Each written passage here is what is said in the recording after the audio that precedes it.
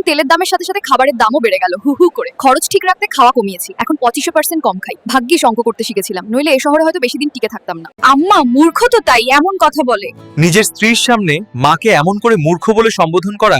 এমন ছেলেও কিন্তু আমাদের চারপাশে রয়েছে। আম্মা ফোন দিয়ে জিজ্ঞেস করে, বাবা তুই কই? আমি বলি, আমি রিডিং রুমে পড়তেছি।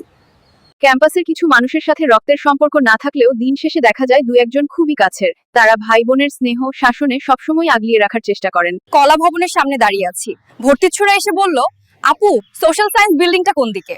মাত্র 8 মাস আগেই এই ভার্সিটির কিচ্ছু চিনতাম না, এখন বন্ধুরা সবাই ম্যাচিওরড। এই নিষ্প্রাণ নগরীতে বন্ধুত্বের সম্পর্ক যেন মুখে মধু, পেটে বিষ। আম্মু কল দিয়ে কেমন আছে জিজ্ঞেস করলে বলি, আলহামদুলিল্লাহ ভালো।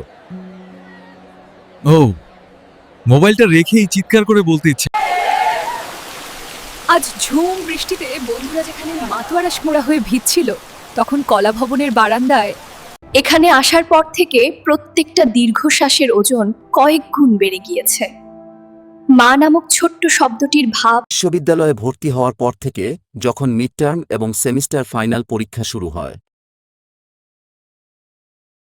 ছোটবেলার অন্যতম শখ ছিল হাটে গিয়ে ব্যাগ ভর্তি বাজার করা। বাবার অনুপস্থিতিতে সেই শখের কাজ দায়িত্ব হয়ে গেছে। এখন মনে হয় সেই শখ আহ্লাদ না করলেও পারতাম। শিক্ষাগুরু বলেছিলেন, আপনার মেয়ে তো পচাডোবা থেকে নদীতে এসে পড়েছে, বেশি দিন টিকে থাকতে পারবে না। মা বলেছিল, পারবে। আমার মা বলেছিলেন, আমার শেষ সম্বল হিসেবে একজোড়া বালা আছে, সেটা বিক্রি করেই টাকা নিয়ে যাও। কিন্তু সৃষ্টিকর্তার পরে মায়ের সেই একটি বাক্যই আমাকে ঢাকা বিশ্ববিদ্যালয়ে পড়ার সুযোগ করে দিয়েছে। গ্রামে কবে ফেরত আসবা? ঠিক নাই। মানে ওখানে আমার কিচ্ছু নাই। উচ্চশিক্ষার এই মঞ্চে যে স্বপ্নটা নিয়ে এসেছিলাম, সেটা আমার নষ্ট হওয়ার পথে। আমি স্বার্থপর হতে পারিনি। স্বার্থপর হতে পারলে আমার জীবনটা সুন্দর হতো। বড় ভাই সংসার চালাতে হিমশিম খাচ্ছে, এদিকে নুন আনতে পান্তা ফুরায় অবস্থা। হলের বাঁধন অফিস থেকে ফোন দিয়ে বলল, এক প্রসূতি মায়ের জন্য রক্ত প্রয়োজন। শুনে ছেলেটি রক্ত দেওয়ার জন্য দ্রুত চলে যায়। প্রসূতি মেয়েটি ছিল রক্তদাতার। যদি তোর ডাক শুনে কেউ না আসে, তবে একলা চলো রে। একলাই চলে, একলাই চলবো।